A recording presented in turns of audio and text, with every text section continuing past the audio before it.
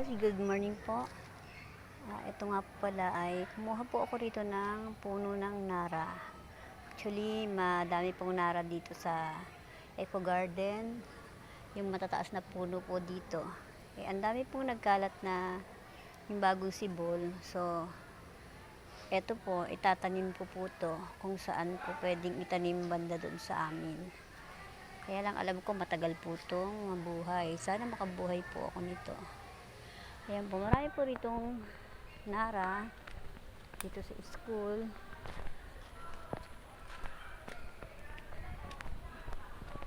So, sana mabuhay po ito. Ayan po, yung malalaking puno po yan.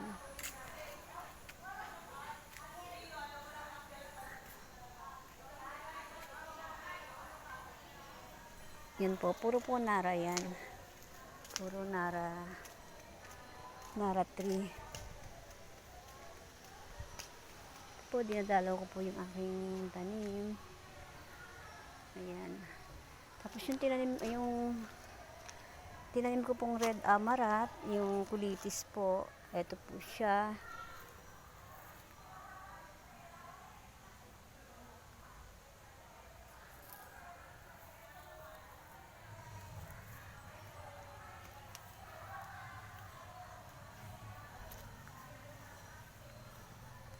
Ayan po. Tapos ito naman po yung aming dragon fruit.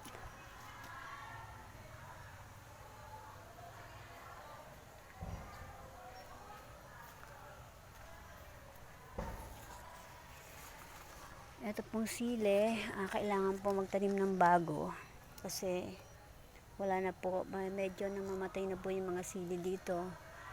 Ito po, meron po ritong siling mahaba.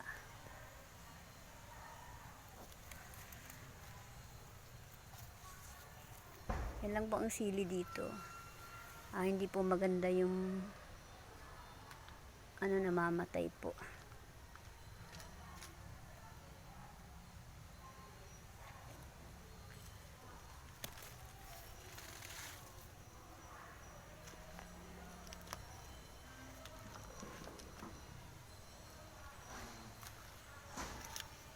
Ito po yung iba kong tanim na red amaranth, yung pong kulitis na pula. Kaya malalaki na po siya, kailan ko lang po yung tinanim.